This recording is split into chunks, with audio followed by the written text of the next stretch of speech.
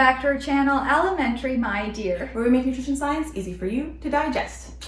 So we spent a lot of weeks talking about how everyone needs to eat more vegetables. Today we're going to talk about if green powders are something you should be using. Honestly, I think that's a really good question because they've gotten really popular in the last couple of years. I think there's been a lot of messaging around eating more vegetables. A lot of people don't like eating vegetables. So something like a green powder might seem like a very easy way to get the benefits of eating vegetables without having to power through.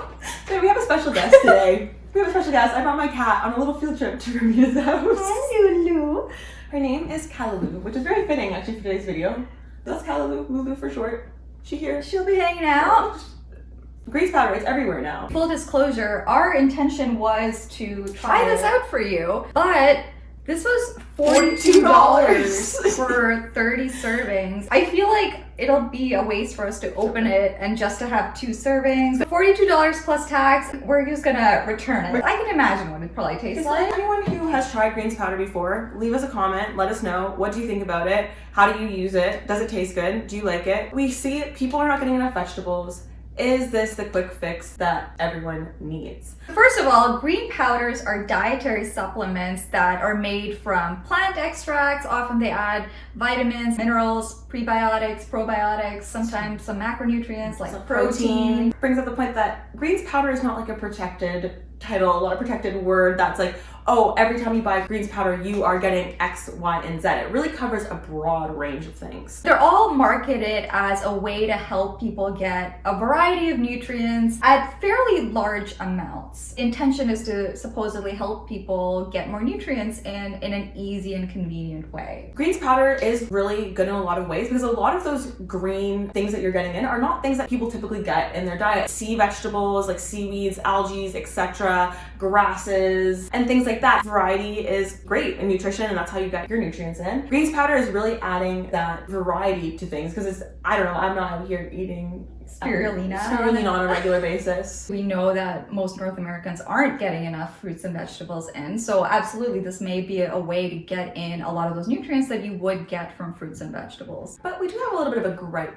with greens powder beyond its price. 30 servings, so that's $42. That's a lot. That's a lot. And actually, Athletic Greens, the one that's being promoted a lot by online influencers these days, that one was $100 US for 30 servings. Beyond that, let's talk about the nutrition as well, because that's obviously their biggest selling point. One of the main benefits of eating vegetables is fiber. Fiber is something that helps with satiety, lowering cholesterol, helps with your digestive system, helps lower your risk for heart disease. Vegetables are a good source of fiber. You would hope that green powders would be able to emulate that benefit. So when you look at some of these products like the Athletic Greens one, the Amazing Grass one, the fiber content is only about 7 to 8% of your daily value. So this is not a good source of fiber. We know that 90% of the Canadian population, something similar in the United States, are not meeting their RDA for fiber. If people are having this greens powder as a replacement for vegetables or thinking, oh, I don't need to increase my vegetable intake, we're going to continue to see this issue with people getting enough fiber. And fiber is really important because of all those things that Rabina just said.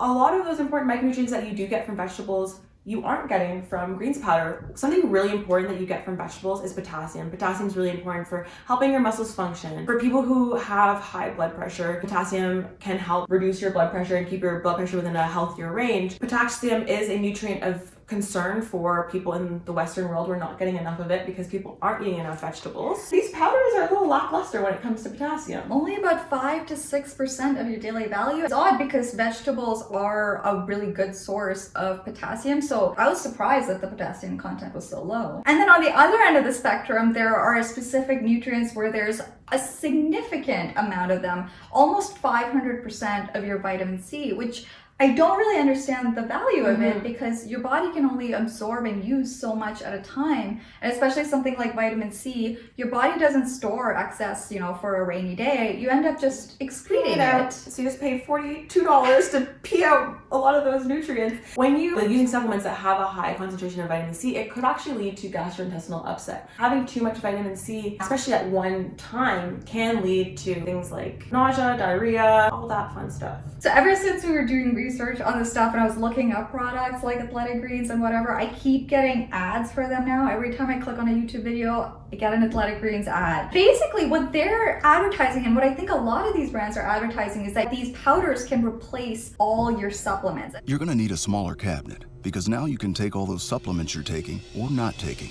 and replace them with this. AG1 by Athletic Greens. It's extremely misleading. For example, things like calcium and iron are actually really big nutrients of concern for various parts of the population. And these products have very little calcium and almost no iron. The claim that this can replace all your supplements is very misleading and possibly even harmful. I'm even thinking vitamin D. That's something really important for us up here in Canada where we get like no sunlight for like half the year. These don't have vitamin D in them. This is a very strange claim to make, and I think that it can be harmful to people. For those nutrients that it does have, there's so much. To the point where it's not actually useful. When it comes to nutrients and a lot of vitamins and minerals, it's not that more is always better. Some of them, you only have so much of the pathways or the enzymes to absorb a certain amount at any given time. For these green powder, they're all very different. If they're saying, oh, it has 500% of your vitamin C, first of all, you're not going to use all that. But second of all, you're probably not even going to absorb all of it. Vitamin C is found in so many fruits and vegetables, red peppers, citrus fruits. It's not hard to get in how much vitamin C you need, and it would probably be a lot cheaper. And I always see like influencers putting it in their smoothies. It's like full of berries, and you're like, you're already at your 100% for vitamin C. You're good. Yeah. You're good on that one. As we said in the beginning, the main reason that people rely on these green powders is because they expect it to boost their health.